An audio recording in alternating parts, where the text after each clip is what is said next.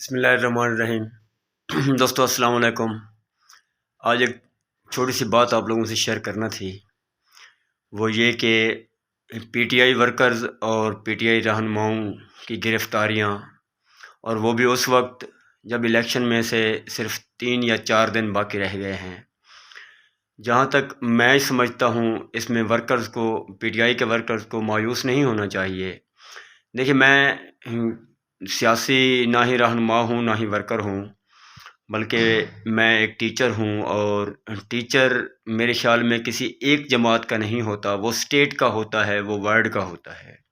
میں ایک استاد ہونے کے ناطے آپ لوگوں کو یہ بات بتانا چاہتا ہوں، خاص طور پر یہ جو اس جماعت کے نوجوان ہیں ان کو مایوس نہیں ہونا چاہیے، کیونکہ جہاں تک میرا تجزیہ ہے، یہ بظاہر تو پی ٹی آئی کے ورکرز کو گرفتار کر کے ان کے حوصلے پست کرنے کی کوشش کر رہے ہیں، لیکن درپردہ عوامل کچھ اور ہیں۔ اور ان درپردہ عوامل میں سب سے جو سٹرانگلی بات سمجھ آ رہی ہے مجھے، کہ وہ خفیہ طور پر پی ٹی آئی کو سپورٹ کیا جا رہا ہے، کیونکہ 4 دن پہلے کسی کی گرفتاری، یہ بڑی اچنبھے کی بات ہے، بڑی حیران کر دینے والی بات ہے کہ ورکرز کو پکڑا جائے اور رہنماؤں کو پکڑا جائے اور مختلف علاقوں میں ان کے اوپر گولیاں چلائی جائیں۔ تو میرے خیال میں یہ جو طاقتور لوگ ہیں، یا پھر وہ جو تھنک ٹینک ہے، وہ تھنک ٹینک اندرونی طور پر عمران خان کو سپورٹ کر رہا ہے۔ میرے خیال میں یہ تو نہیں ہوگا کہ اگر کسی ورکر کو بلا کسی وجہ پکڑ لیا جائے، یا اس نے کوئی جلسہ کرایا ہے، یا پھر کسی پی ٹی آئی کے کسی رہنما کو بلایا ہے، اس بنیاد پر اگر اس کو پکڑ لیا جائے تو جیل میں ڈال کر اس کو نہ ہی گولی ماری جائے گی، نہ ہی اس کو پھانسی پہ چڑھایا جائے گا، کیونکہ وہ کوئی غدار وطن نہیں ہے۔ جینے کا سب کو حق ہے، اور جو انسان جس طریقے، جس زاویے پر چلنا چاہے وہ چل سکتا ہے۔ تو یوں جو گرفتار ہو رہے ہیں نوجوان، ان کو اپنے حوصلے پست نہیں کرنے چاہیے۔ آپ سائلنٹلی جو ہے نا اس کا رزلٹ دیجیے گا، اور وہ رزلٹ یہ ہے، کیونکہ آپ کو حق ہے، آپ چاہیں پرچی کے اوپر جس کو بھی سپورٹ کرنا چاہیں، جس کو بھی ووٹ دینا چاہیں، آپ ضرور دیں۔ میں آپ کو ایک مزے کی بات بتاؤں کہ مجھے میرے دوست کہہ رہے تھے کہ پی پی 269 میں آپ جو ہے نا مہربانی کریں، اپنا اقبال خان پتافی صاحب کو سپورٹ کریں، اور دوسرا میرا جو دوستوں کا گروپ تھا وہ یہ کہہ رہا تھا کہ یار آپ مہربانی کریں، آپ خود سپورٹ بھی کریں اور میاں علمدار کو سپورٹ کریں اور ان کو ووٹ دیں۔ چلو، میں مسکرا کے جو ہے نا ان کے ساتھ بیٹھ کے گپ شپ تو کرتا رہتا تھا، تو لیکن میں فلی طور پر جو ہے نا کوئی ڈیسیژن لینے کے ان کی پوزیشن میں نہیں تھا۔ اور دوسرا یہ کہہ رہے تھے کہ آپ ملک راشد کو سپورٹ کریں، تو میں اس پر بھی خاموشی اختیار کیے ہوئے تھا، کیونکہ بینگ اے ٹیچر ہر جماعت یا ہر کینڈیڈیٹ کے سے تعلق رکھنے والے لوگ جو ہے نا میرے دوست بھی ہیں، میرے اسٹوڈنٹ بھی ہیں، تو میں کوئی ڈیسیژن نہیں لے پا رہا تھا۔ لیکن جب سے میں نے یہ دیکھا ہے کہ ایک چھوٹا سا حلقہ میں کہوں گا، ایک نوجوان نے سٹینڈ کیا ہے، اگر اس کو عمران خان نے ٹکٹ دیا ہے، خاص طور پر ملک راشد کو، تو اس کو سپورٹ کرنے والے جو لوگ ہیں وہ کوشش کر رہے ہیں کہ ان کو سپورٹ کرنے والے لوگوں کو جو ہے نا گرفتار کیا جائے۔ تو یہ بڑی پنچنگ سچویشن ہے یار، یہ دل کو برداشت نہیں ہو رہی، یوں کسی کے ساتھ ایسے نہیں کرنا چاہیے۔ اب میں یہ سوچنے پر مجبور ہو گیا ہوں کہ یار نہیں، یوں نہیں ہونا چاہیے۔ اگر ظلم کے خلاف ہم بولیں گے بھی نہیں، اگر ظلم کے خلاف ہم جو ہے نا ظلم کو سپورٹ کریں اور ایک سنجیدگی کو، سادگی کو سپورٹ نہ کریں، تو یہ ناانصافی ہوگی۔ ٹھیک ہے کہ سختی بہت زیادہ ہے، کوشش کی جا رہی ہے، لیکن اس کا رزلٹ بہت اچھا نکلے گا، آپ دیکھیے گا۔ اور خاص طور پر اگر آپ لوگ یہ دیکھیں کہ جس طرح سچویشن بنی ہوئی ہے، وہ شعر ہے نا کہ حکم ہے سچ بھی کرینے سے کہا جائے ندیم، زخم کو زخم نہیں پھول بتایا جائے۔ اور ناصر کاظمی نے کہا تھا کہ اے ہم سخن وفا کا تقاضا ہے اب یہی، میں اپنے ہاتھ کاٹ لوں تو اپنے ہونٹ سے۔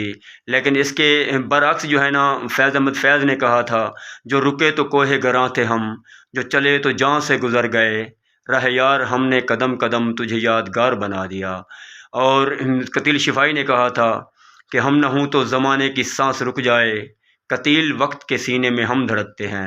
اور قتیل ہی نے ایک اور مقام پر بھی کہا تھا کہ دنیا میں قتیل اسا منافق نہیں کوئی، جو ظلم تو سہتا ہے بغاوت نہیں کرتا۔ میں جو ہے نا ملک عبدالغفار امبریند اور چودھری رشید صاحب کی جو گرفتاری ہے، میں اس کی مذمت کرتا ہوں۔ یار یوں نہیں کرنا چاہیے، ہم پاکستانی ہیں، जीने दो, हमें भी जीने दो, इनको भी जीने दो, और आप भी जीने का हक रखते हो यार। देखो वो इन लोगों के ऊपर सितम ढा के, इन लोगों के ऊपर जुल्म करके आप इनको मजबूर नहीं कर सकते। ज़बरदस्ती का तो कलमा भी जायज़ नहीं है। आप तारीख़ को क्यों नहीं पढ़ते यार? तारीख़ को पढ़ के देखो। जितने भी हमारे सिक्योरिटी इदारे हैं या फिर हमारा पुलिस सेक्टर है, काइंडली इनको सोचना चाहिए यार। ज़बरदस्ती का कलमा भी जायज़ नहीं है, और आप ज़बरदस्ती करके इन लोगों को कैसे कह सकते हैं कि आप नवाज़ शरीफ को सपोर्ट करें, या आप ज़रदारी को सपोर्ट करें, या आप इमरान को सपोर्ट करें? ज़बरदस्ती नहीं होती यार। ये पढ़ा लिखा मुआशरा है। अब आप पत्थर के दौर में नहीं रह रहे, और पत्थर के दौर के लोगों को भी जो है ना, उस वक्त भी लोग फ्रीडम फाइटर थे, वो हक की बात किया करते थे। इन लोगों को मजबूर ना करें। अगर ये आपकी बात सुनने के बारे सोच रहे थे, तो आपकी इन शक्तियों की वजह से अब वो आपकी बात भी नहीं सुनेंगे। काइंडली मैं आप लोगों से रिक्वेस्ट करता हूँ कि पीसफुल पाकिस्तान की बुनियाद रखी जाए, नौजवानों को जीने का हक दिया जाए, उनके लिए राहें हमवार की जाए, ना कि उनके लिए जो है ना जीना दुश्वार किया जाए। क्योंकि जब जीना दुश्वार किया जाता है तो उसका रद्द अमल बहुत डिफ़िकल्ट हुआ करता है। फॉर एग्जांपल कि आप लोगों ने, मेरे ख्याल में आपने बिल्कुल भी ये बात नहीं पढ़ी कि हर अमल का रद्द अमल होता है। न्यूटन का आप तीसरा कानून पढ़ के देखें, आपके अमल का हमेशा रद्द अमल होगा। और मैं आपको एज अ टीचर ये बात बताऊं कि अमल का एक ज़ाविया होता है, और रद्द अमल का एक ज़ाविया नहीं होता, कई ज़ाविये होते हैं।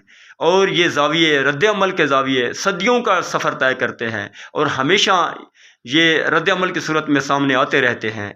और कहीं ऐसा ना हो कि आने वाले औकात में आप इंतज़ामी इदारों को, आपको अपनी औलाद से ही दुश्वारियों का सामना करना पड़े, क्योंकि हम जो बोएंगे वही काटेंगे। तो मेहरबानी करें, पाकिस्तान को मजबूत हो लेने दें यार। मेहरबानी करें, हमसे कमज़ोर या हमारे बाद आज़ाद होने वाले जो ममालिक हैं, वो इतना ट्रैवल कर गए हैं। अगर लिमिटेड टाइम होता है यहाँ पर बात करने का, अगर मेरे पास टाइम हो तो मैं आपको तारीख़ के हवाले से बता सकता हूँ कि वो छोटे छोटे और कमज़ोर ममालिक जो थे, आज उनकी फ़ीकस आमदनी करोड़ों में पहुँच गई है।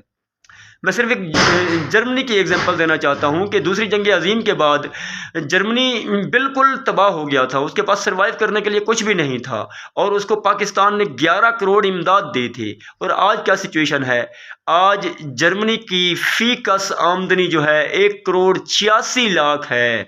जिसको पाकिस्तान ने सपोर्ट किया था, उनके लोगों की जो है ना खुशहाली किस कदर है। और आज आप खुद देख लें पाकिस्तान कहाँ खड़ा है, और पाकिस्तान की इस सिचुएशन की वजूहात क्या है। मेरे ख्याल में आप हैं, मैं हूँ, और हम सब हैं। हम सब को मिलकर पाकिस्तान की बकाऊ तरक्की के लिए काम करना चाहिए। लोगों को जीने का हक दो। यूँ खामखा ज़माने के साथ ज़्यादतियाँ ना करो किसी को गिरफ्तार। जो जिसको भी सपोर्ट करता है उसको करने दो। अस्सलाम वालेकुम।